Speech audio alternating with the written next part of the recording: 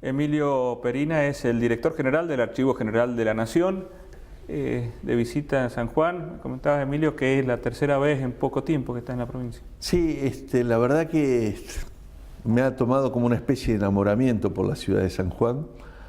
No la conocía, es uno de los destinos que, a pesar de una vida dedicada al periodismo, a la política y a distintas cosas vinculadas a los medios de comunicación, producción de documentales, el trabajo te va llevando a conocer cosas no solo por el turismo, y San Juan era una de las provincias pendientes.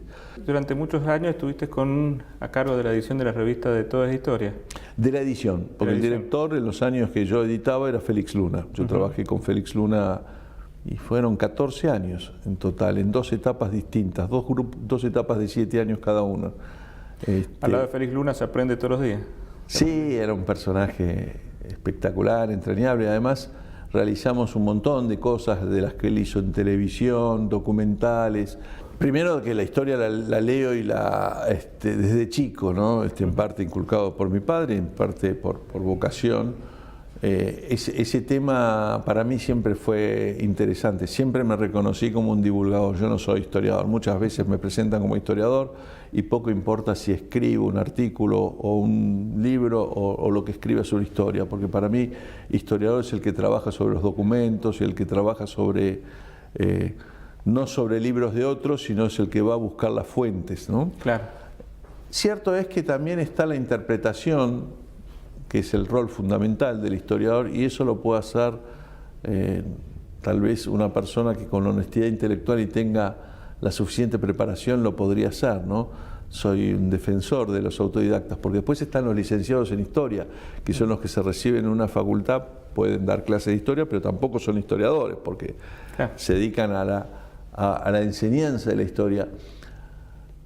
Yo utilizaría un ejemplo. Durante muchos años de mi vida, y ya hace muchos años, yo jugué mucho al ajedrez. Y en el ajedrez y en el tenis podés ver esto claramente, y pasa con casi todas las disciplinas. El entrenador, el periodista, yo trabajé en la revista Ajedrez, o sea que fui periodista de ajedrez, el jugador, el teórico, el que escribe libros sobre aperturas, finales, son todos personajes distintos, todos hablan de ajedrez. Y con la historia te puede pasar lo mismo. Hay divulgadores, hay investigadores, hay profesores. Me parece que saber qué errores se cometieron en el pasado te ayuda a poder corregirlos. Saber por qué fracasó el traslado de la capital en distintas épocas y cuál es el problema entre Buenos Aires y el país te puede ayudar a comprender muchas de las cuestiones que todavía en la Argentina están vigentes. A mi juicio, nace porque el Virreinato del Río de la Plata solo tenía 40 años cuando estalló, cuando se convirtió en otra cosa y en otro país, y generamos un país. De manera que siempre hubo grietas entre los argentinos, morenistas, saavedaristas, unitarios, federales. Hubo momentos de la historia trágico, porque por supuesto, el que perdía iba de vuelta. No, por eso. Hasta que a través de nuestros pactos de la Moncloa, como son el Pacto de San José de Flores, los pactos preexistentes y la propia Constitución, resolvimos que el degüello no era una buena manera, y no lo es sin ninguna duda. La eliminación del otro no termina con el problema, hay que buscar soluciones más inteligentes. Y para retomar el tema de la historia, quiero decirte que a mí en los últimos meses, y esto me ha ayudado, hace 20 meses que estoy en el Archivo General de la Nación, me ha ayudado a comprender que las discusiones de nuestra historiografía están mal planteadas. En los últimos años, un revisionismo trucho y muy berreta, sin documentos, más dedicado al marketing de vender ejemplares o con negocios editoriales para ver lo que pasó en el pasado. Es anacrónico totalmente. Ha planteado cuestiones que son ridículas. Revisionismo en la historia argentina hubo siempre. Apareció muy poco tiempo después de que Mitre creara la escuela que a mí me gusta llamar clásica, para separar, porque la idea de liberales eran todos, era liberal Saldías, era liberal hasta los revisionistas. Pero el gran problema de las escuelas historiográficas argentinas, que después se traducen en la enseñanza, es que la visión de la historia siempre es la visión desde Buenos Aires. Claro. Es mucho más que todos, los rosistas y los antirrosistas, los mitristas y los antimitristas, todos miran al país y el fenómeno integrador desde el puerto de Buenos Aires y desde la ciudad de Buenos Aires o desde la provincia de Buenos Aires. Y tengo un ejemplo muy concreto para dar de eso que te demuestra. El hecho de que el común inclusive profesores universitarios, profesores secundarios, alumnos, todos hablen de las invasiones inglesas, te demuestra que el concepto es falso. No fueron inglesas, fueron invasiones británicas porque había escoceses, irlandeses y los ingleses eran minorías. Y no fueron fue una sola, porque nunca se retiraron del virreinato y del Río de la Plata. Estaban en Maldonado, pero claro, como de Buenos Aires sí se retiraron y volvieron, la visión de la historia dice que fueron dos. Y hablamos en plural. Me parece que ese ejemplo es contundente. En realidad, el virreinato del Río de la Plata estuvo invadido por las fuerzas británicas en una sola invasión que tuvo 2 oleadas, pero que duró 2 años. Cuando se retiran de Buenos Aires estaban en Montevideo y estaban en Maldonado y bloqueado el río. Recién hablabas de la historia de Mitre, la historia clásica. También nos mostró nuestros próceres como San Martín en su caballo blanco, o Inmaculado muchas veces, y le faltó la otra parte, quizás personas comunes que hicieron gestas que van más allá de lo común. Sí, yo ahí no pongo tanto la responsabilidad en Mitre, porque si uno lee la historia de San Martín de Mitre, que por cierto Mitre era un escritor formidable también, muy entretenido de leer tanto su historia de Belgrano como la historia de San Martín, escritores entretenidos. Mitre pone en su historia que San Martín cobraba comisiones por las armas que conseguía para el ejército y que tenía una cuenta en Londres. Eso no lo inventó García Hamilton, lo sacó de la historia de Mitre. O sea que no es cierto que fue mucho más equilibrado. Me parece que el fenómeno es un fenómeno que va a aparecer años después. Y es un caso interesante el de San Martín y el proceso que lleva a San Martín desde la ignorancia total a padre de la patria. En el siglo XIX, la mayoría de los argentinos de todo el país consideraban el padre de la patria a Belgrano. Belgrano tuvo el nombre de la calle Belgrano en el 1821, al año de su muerte. El monumento a Belgrano se hizo antes que el monumento a San Martín.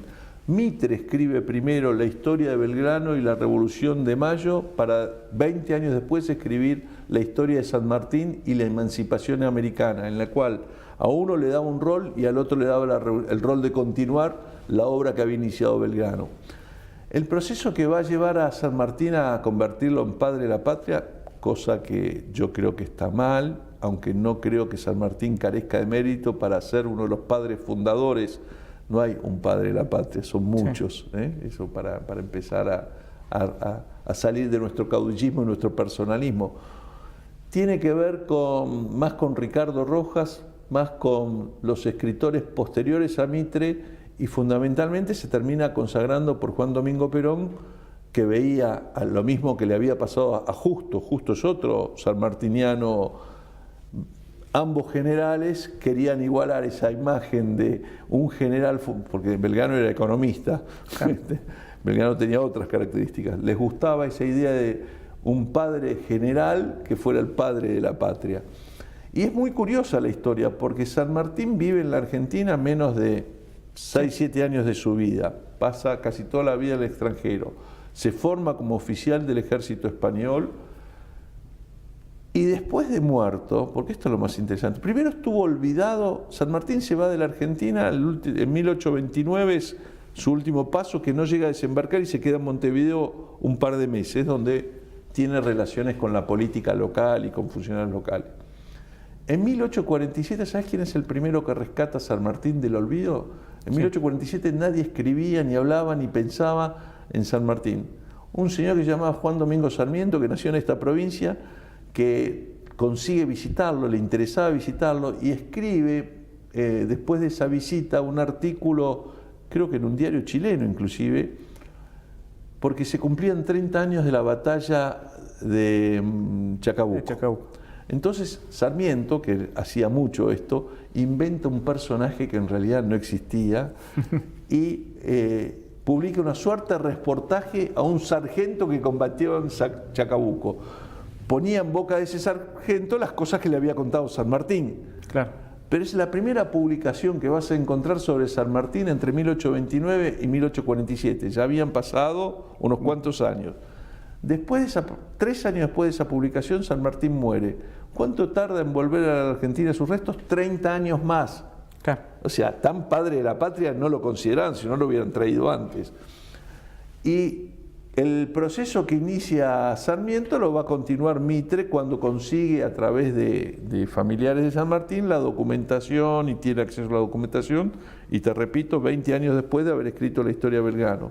Y después van a ser Ricardo Rojas con El Santo de la Espada, ya a comienzos del siglo XX, José Luis Busaniche, historiador revisionista, y otros historiadores lo que le van colocando, si querés, subiendo la estima de los argentinos a San Martín, que por supuesto, no quiero que alguno piense que yo tengo algún sentimiento antisanmartiniano, porque no lo tengo, es un personaje admirable por muchísimas cosas.